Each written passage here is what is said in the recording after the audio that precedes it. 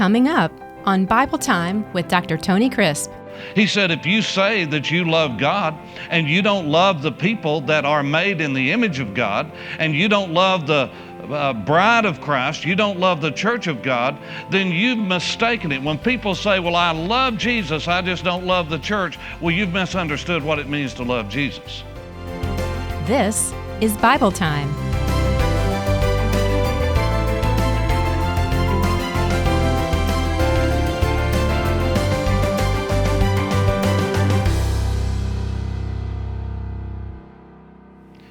Welcome to Bible Time. Open your Bibles to the book of Revelation. Tonight we are going to begin to go through the book of Revelation, and we will make reference to much of the material and more in the book of Daniel.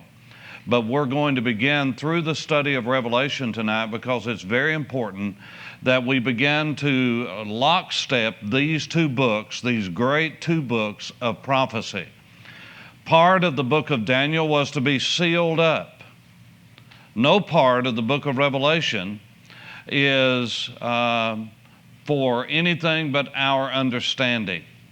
As a matter of fact, tonight what I'm going to do in introducing to you the context and the character of the book, the outline of the book, I am going to help you to understand some terms. So I hope you have something to write with, because I'm going to give you, besides the context, which you might want to make a few notes on, what I'm going to do is present to you terms that I'll use over and over again.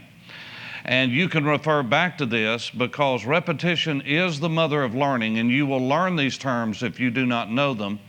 Many of them have a Greek background, and so we are familiar with them somewhat, but we're not as familiar with the origins of Latin and Greek. And so I'm going to help you to understand these, and perhaps they will well to your soul so that you will understand the terminology better when you read commentaries and you listen to people speak.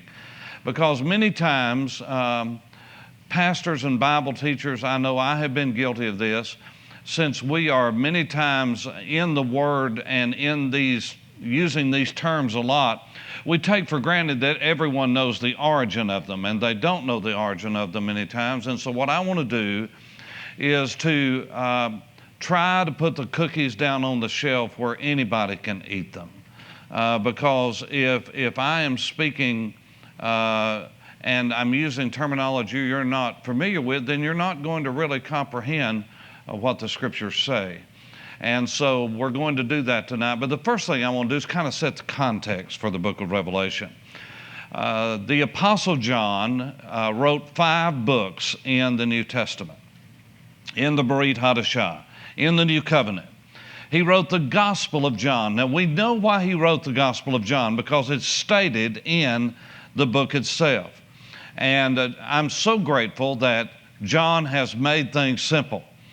And he said the reason that he had written, these are in the last 2 chapters of the book of John, the Gospel of John, last 2 verses of each of the last 2 chapters.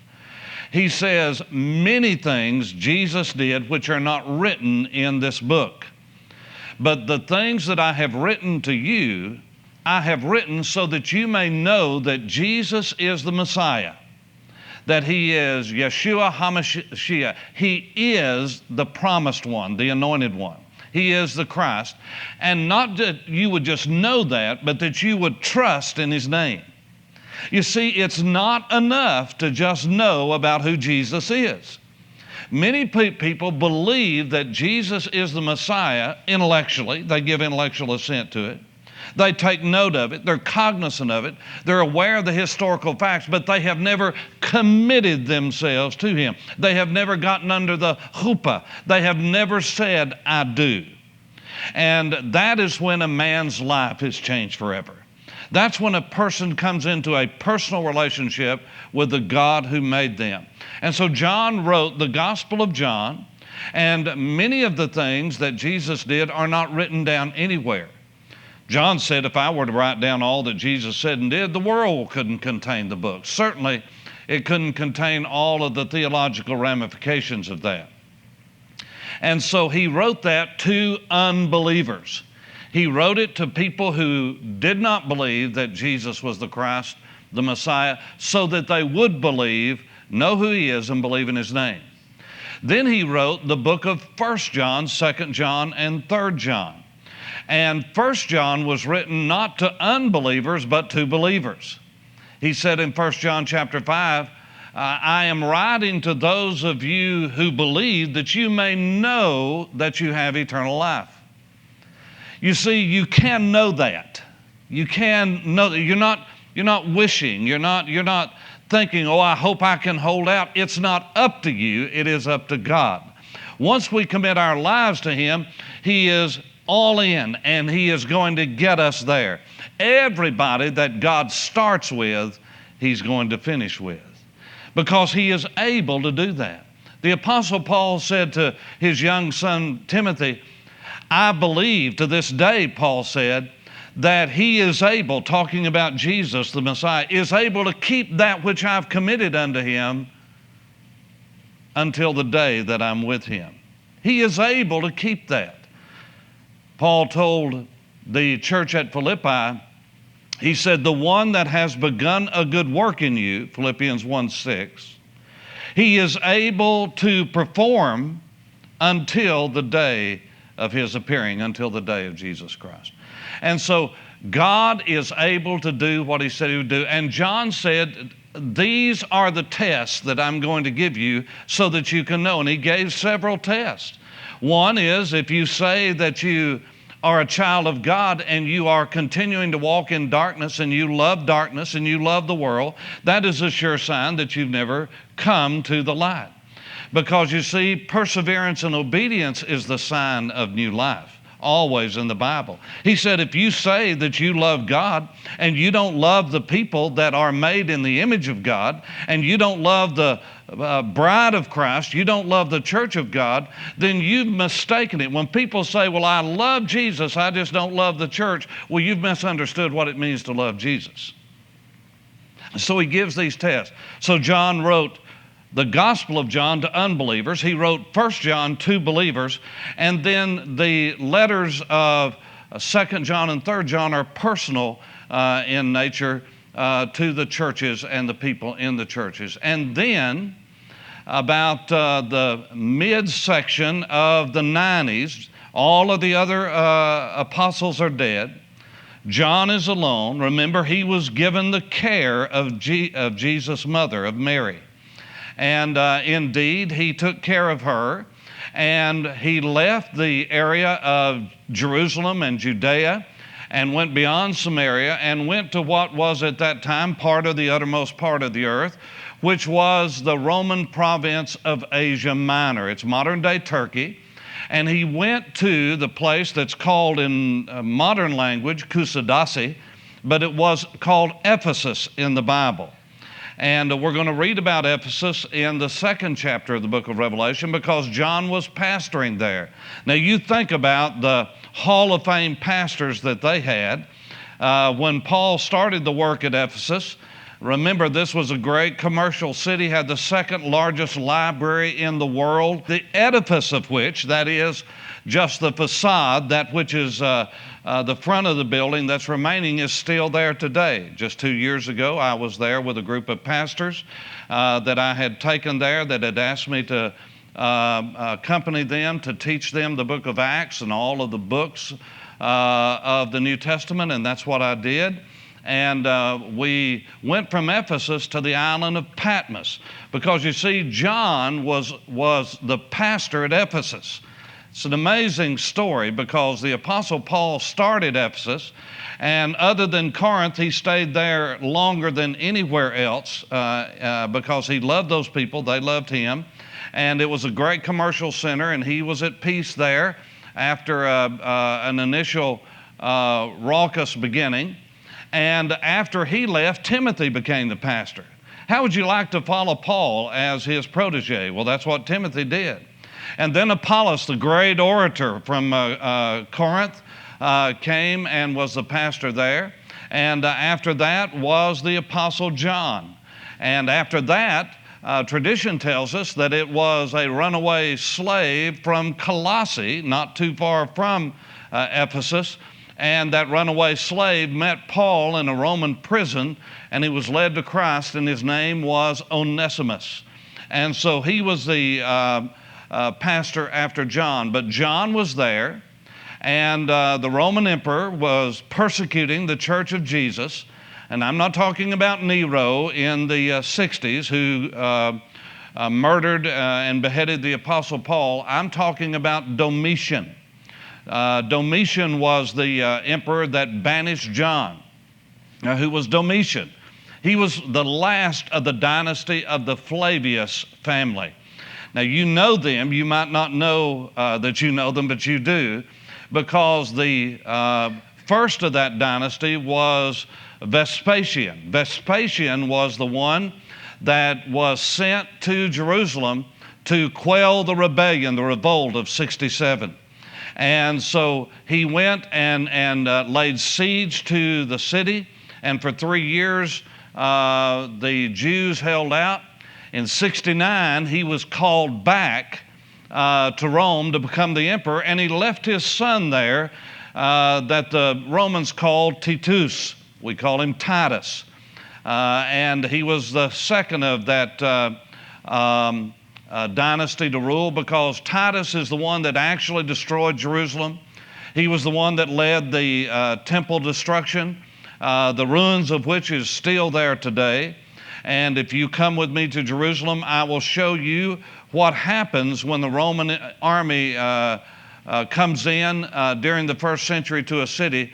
They totally destroyed the city, and what we have of the Western Wall, called the Wailing Wall by the rest of the world, is not part of the temple. Jesus said every stone will be turned over, and every stone was. It was completely destroyed, demolished. The Western Wall is not part of the temple proper. It is part of the retaining wall that went all the way around the Second Temple.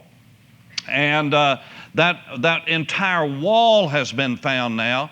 Through the rabbinical tunnels, you can see all of that wall today, all the way from the southeastern corner called Robinson's Arch.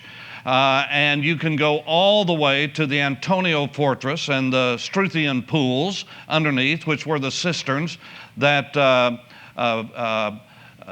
really supplied water to that fortress called the Antonio Fortress, and that's where Jesus would have been scourged and tried by Pontius Pilate, who had come up from Caesarea, the capital of Judea, during the days of Jesus.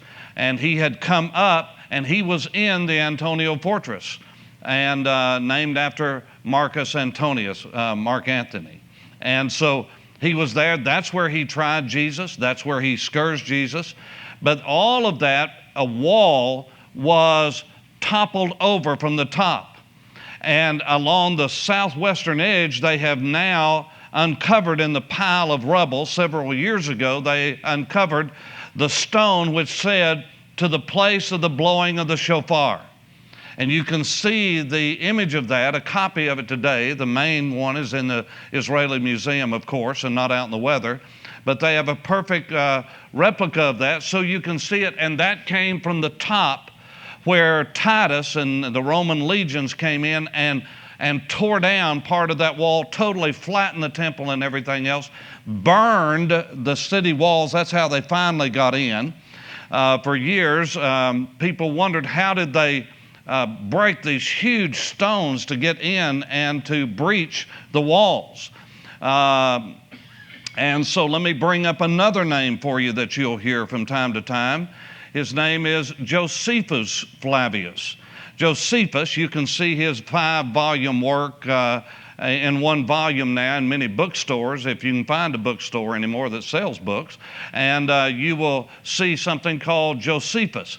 Well, he took on the name. He was a Jewish traitor, honestly, that was a general in the Jewish revolt in the Galilee. He went over to the side of the Romans so that he could record the history of his people. Now, it's interesting that he chose the name, the Roman name, Josephus Flavius. Why would he have chosen Flavius?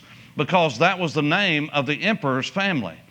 And if he chose that and he was granted that name, which he was, then he was guaranteed his books would be on the Roman libraries, and that's exactly what he did. And he recorded the history of the Jews, and much of what we have found today in Israel archaeologically, we have found because of the writings of Josephus Flavius.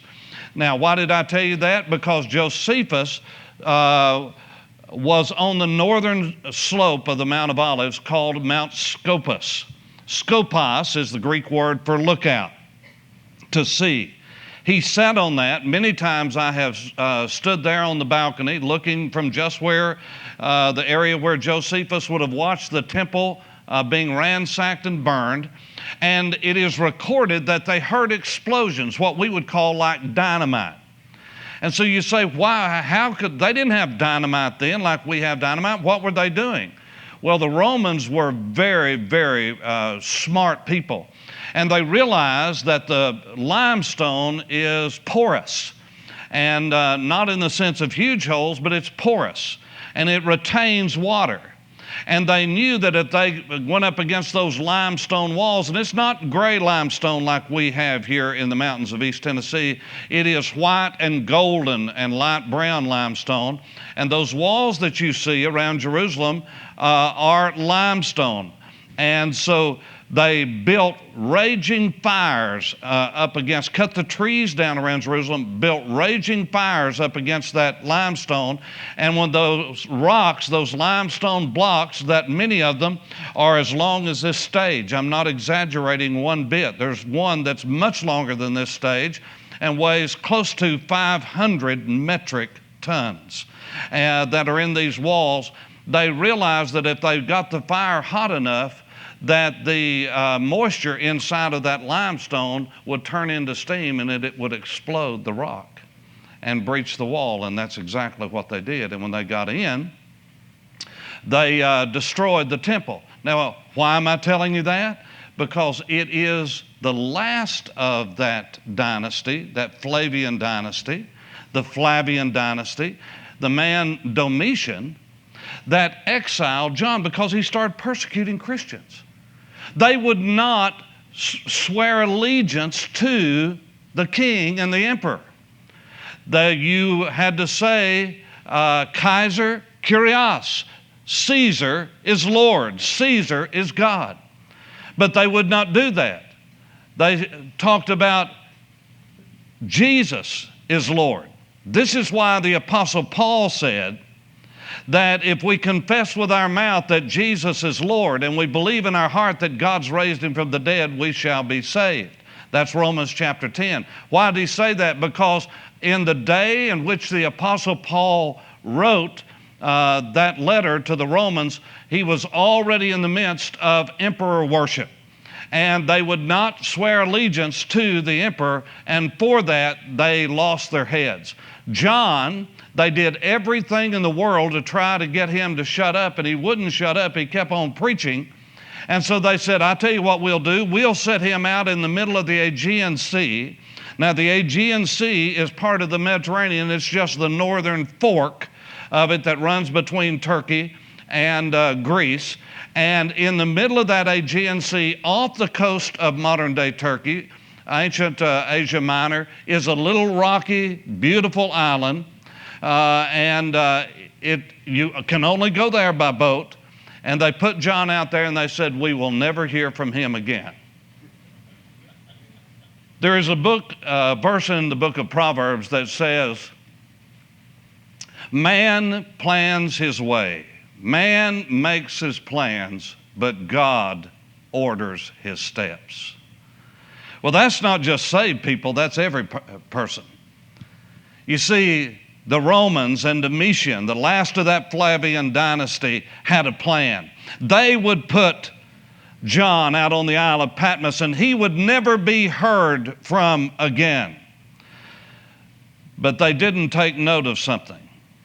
My Jewish friends, they interpret that passage, a man plans his way, but God orders his steps.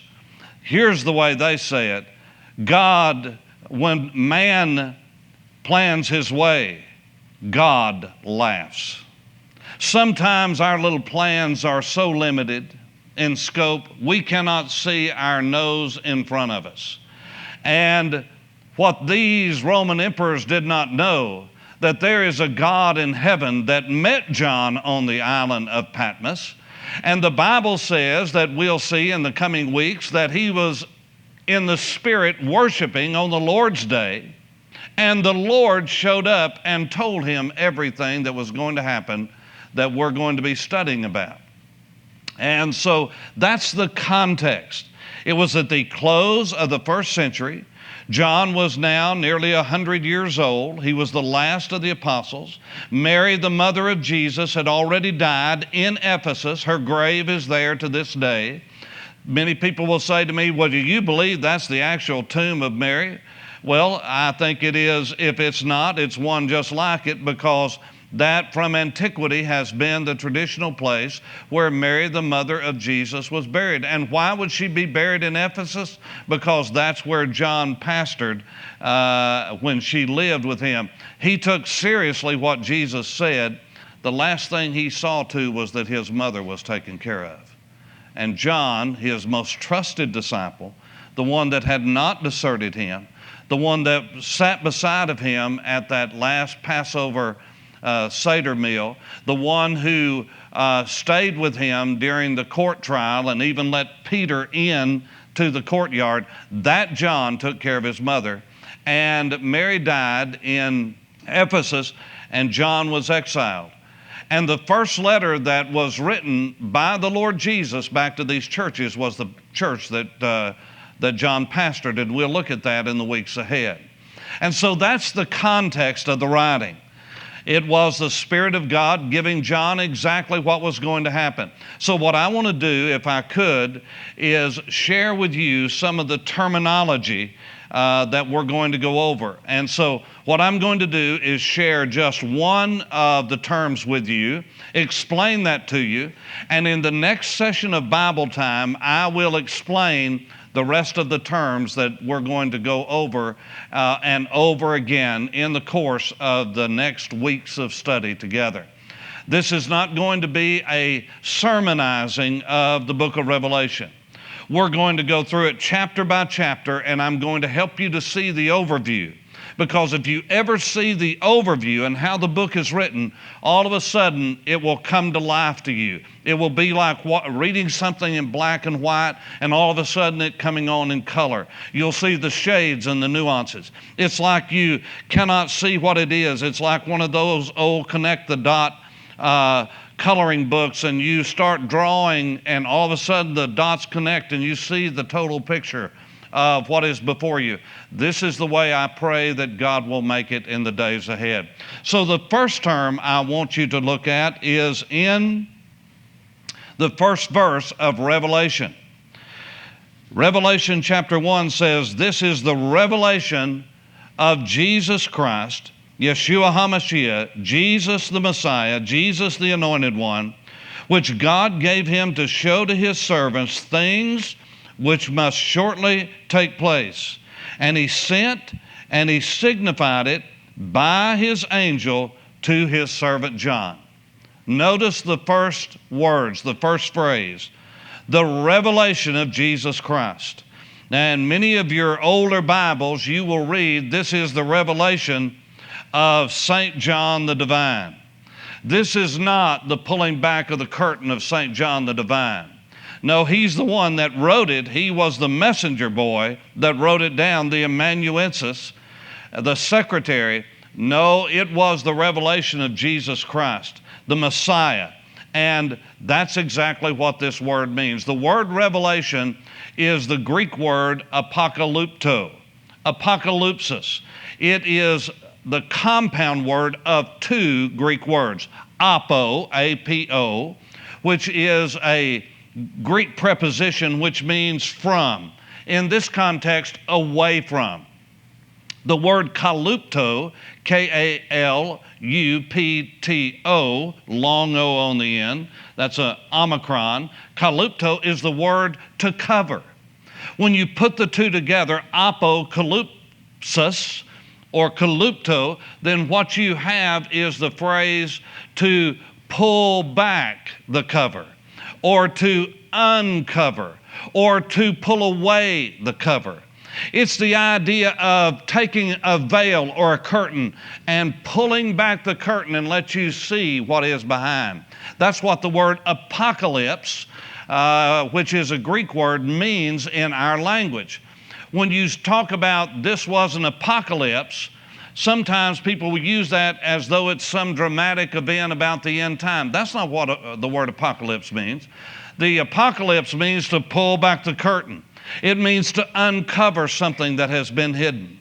And so what John received on the island of Patmos is the uncovering of Jesus, who he is in his glorified state, what he's going to do in the future, and this was written 2,000 years ago. And now it is still being uncovered because what John wrote about, only a portion of it has been filled, but most of it has not. That which starts in Revelation chapter 6, or really chapter 4 and following, has never come to pass. And so from Revelation chapter 4, when there is the great change, there is the great snatching away of the Apostle John up into a heavenly state, all the way to Revelation chapter 21, that has never come about to this day. And certainly heaven and the New Jerusalem has not in Revelation 22. And so all of this is still ahead of us. And so the first word we need to get down tonight is we are going to see the uncovering of Jesus in his glory. We're going to see the uncovering and the pulling back of the curtain of what God has said is going to happen, surely happen, and when it starts happening, the word is tach, where we get our word tachometer that's in a vehicle that shows you the revolutions per minute of the engine, and it'll rev up. It shows you the rapidity of which the engine is firing. What he is saying is when these things start happening, they're going to happen rapid fire. Once they start, it's going to go. It's like dominoes. You can count on it. When the first domino falls, it's all going to fall in place. And exactly what God says is going to happen is going to happen. Thank you for watching Bible Time with Dr. Tony Crisp. We hope that the Spirit of God has touched you through Tony's message and that your knowledge of the Bible continues to grow. As you study the truth of the Bible, and you feel you do not fully understand what it means to have a relationship with God through Jesus Christ, we would like to help you. Contact us today at tonycrisp.org, and we will send you this free booklet, How to Know God in a Personal Way. This resource will help answer your questions about how you can begin your journey as a follower of Jesus. Bible Time with Dr. Tony Crisp is made possible because of your prayers and generous financial support.